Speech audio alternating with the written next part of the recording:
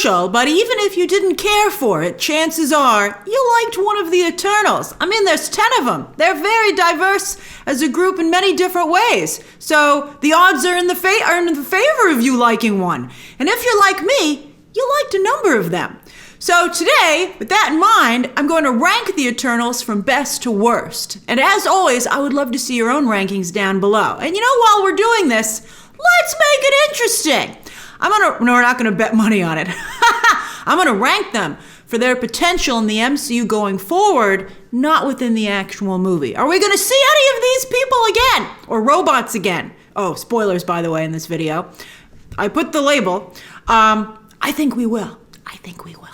All right, number one, I'm really curious. I think we're all going to have the similar top ones, but I think we're going to differ a little bit in the positioning. But for me, number one, and remember, this is not within the movie, but going forward in the MCU, and that's Richard Madden's Ikaris. He lived up to the legend and flew directly into the sun at the end of the movie, this time intentionally.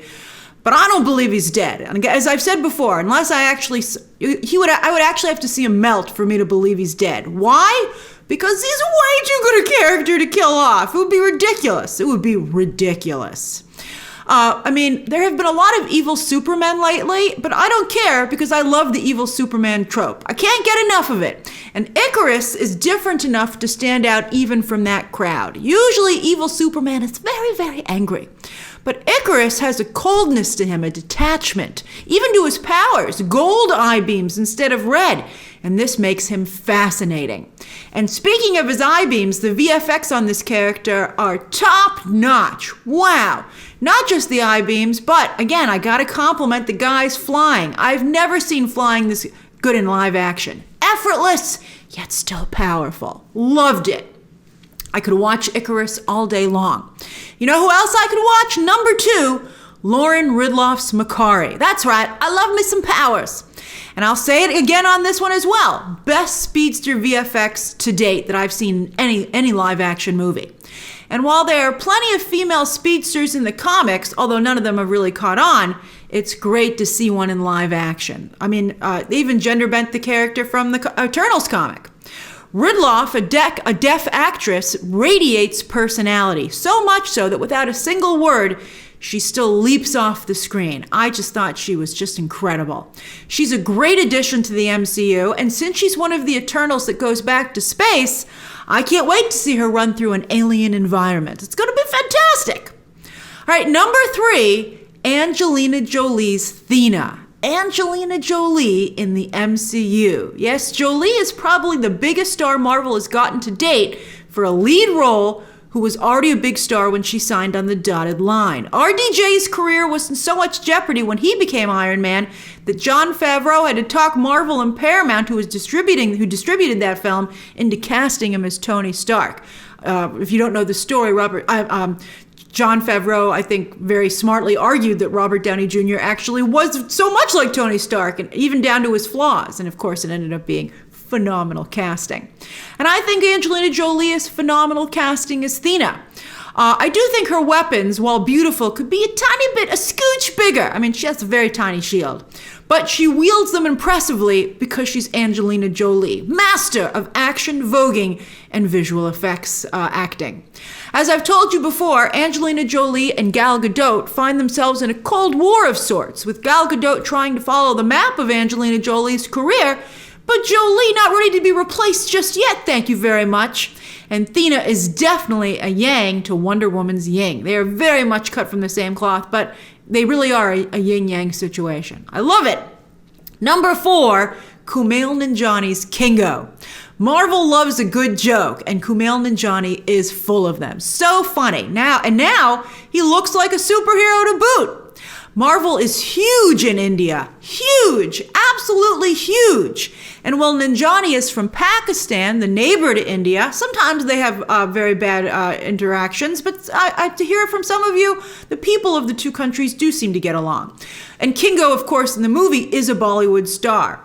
So if this character connects in India, I see a very bright future for Kingo, with either his own movie or maybe a Disney Plus show. He's already the Eternal who got a commercial. Speaking of Disney Plus, interestingly, Ms. Marvel is also about a Pakistani character, but surely Marvel is hoping that show will connect in India as well. If these two characters succeed, and even if they don't, there will be more, as Marvel will want to represent its huge fan base in India. Okay, now it gets tricky. The top four were easy. I mean, I knew who they were. I just had to decide what order I wanted to put them in. But this was tough for the rest of the group. Number 5, Brian Tyree Henry's Fastos. I put him here because he's pivotal for the MCU and blockbuster movies in general, because this is an LGBT character who isn't edited out for overseas audiences. Now, unfortunately, as a result, some countries are banning Eternals, but that only makes Fastos even more important. I don't think Brian Tyree Henry does a lot with the role, although to be fair, he isn't given a lot to work with. And his powers are not very well explained, nor made very good use of. You know, he's Forge from the X-Men, basically. And it's a tough character because they never do really anything with Forge either. But Fastos does have a lovely family, and he does kick Icarus's butt in the third act, the final fight.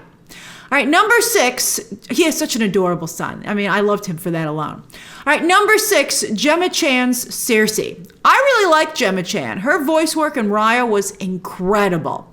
I wish she could find a role where she had a live action role where she was able to have as much personality. Yet here she is, saddled again with another bland, passive live action role. And on top of that, her powers aren't that exciting either. She can make saving the world boring. That's crazy. And she has no heat with either of her love interests. I mean, she stars in the first ever MCU sex scene, and it's a real yawn fest. That's crazy. Now, of course, most of this isn't Gemma Chan's fault, and she becomes yet another example of how directors and writers can seriously let down an actor with not good enough support. Number 7, Barry Keoghan's Druig. Barry Keoghan has a really interesting and fantastic look and has been at the cusp of stardom for, well, too long now. I don't know if he's ever going to get over it, that hump now. But, because yet again, he has a role here that is very small. It's too small to be a big breakout role. Yet when he is on screen, he's very interesting, thanks to that look, his acting, and it's a cool character, which we'll get to in a moment. But I have to also point out that he and Ridloff generated a lot of heat with their flirtation. Oh, I felt the heat there. That Druig feels living under his mind control is a good thing, is interesting. But the MCU, of course, isn't a dark enough place to properly explore that. In fact, they actually try and depict his cult as a utopia. Like, what? I mean, they kind of said it was wrong, but I don't really think they showed it. Number 8, Leah McHugh's Sprite. That little backstabber. Okay, technically it wasn't the back, but it was a illusion backstab. All Sprite did during this movie was a lot of complaining, have an inappropriate crush on Ikaris, don't drag the poor guy into this creepy situation, and then betray Cersei, not because she believed in anything, but for a crush. Not cool, Sprite. We already have telepaths and shapeshifters, illusion casters are just overkill. We don't need it. And she's not even an Eternal anymore. Did not like this character. And she's not, I hope maybe she'll come back. Just to complain, I'm sure. All right, then speaking of not being Eternals anymore, the last 2 spots are for the 2 Eternals who were killed during the movie. So they're definitely not coming back. And they didn't even get a lot of screen time before they were killed. All right, number 9, Salma Hayek's Ajak. Hayek actually did a really good job here. I thought she was wonderful. Too bad she wasted her superhero role on such a small one, or a blockbuster role. I think she would actually be a better evil queen than Gal Gadot, come to think of it. She can really chew scenery. She's fantastic. But she was very regal here. She has range. Salma Hayek has range, thank you very much. I mean, it takes real talent to wear I'm serious about that. But then I wrote this joke. It takes real talent to wear this hat and look good in it. Ajak actually liked hats quite a bit. But in the little screen time that she does have, she makes a very good impression, and she delivers some important dialogue with real emotion. I mean, if Icarus's betrayal registers at all, very poorly done in the script, it's because of Ajak's reaction. I mean, that really resonated with me. I thought that was great. Number 10, the last, but not least. I mean, someone had to be last. I'm sorry, Don Lee. Don Lee's Gilgamesh, a cool character with some interesting traits. I like that he learned to become such a good cook. I thought that was really nice. He really sold it too. I don't want to drink his spit beer, but I'd try the rest of his food. But that Marvel wasn't willing to pull the trigger on a romantic relationship with Thena, I thought was disappointing. And then I was also disappointed that they didn't explore why he friend-zoned himself and what they did decide to do. I was like, why would you friend-zone yourself? Weird, buddy. I mean, at least let's talk about it, so maybe you can help some other people, some other guys from friend-zoning themselves. All right, so that's my rank. You know, help a brother out, Gilgamesh. All right, so that's my rankings of the Eternals. And again, I'm very curious to hear yours down below. And don't forget, it's not within the movie, but within the future, their potential future in the MCU. Or you could do it within the movie. Just be sure to clarify which one you're doing. All right, share those rankings down below. Subscribe today. And of course, as always, you can check out some more videos right now.